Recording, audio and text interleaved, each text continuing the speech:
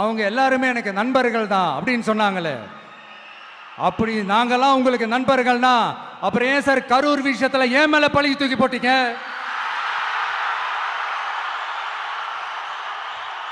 உங்களுக்கு மனசாட்சின்னு ஒண்ணு இருந்தா அப்படி பேசிருப்பீங்களா?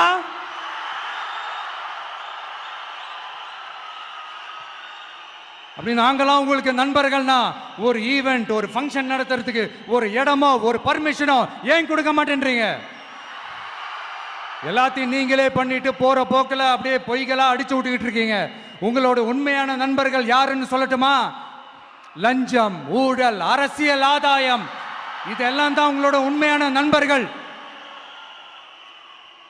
பர்சனலா நீங்க எப்படி வேணா இருந்துக்கங்க சார், நமக்கு அதை பத்தி கவலை இல்லை, நமக்கு அது அவசியமும் இல்லை.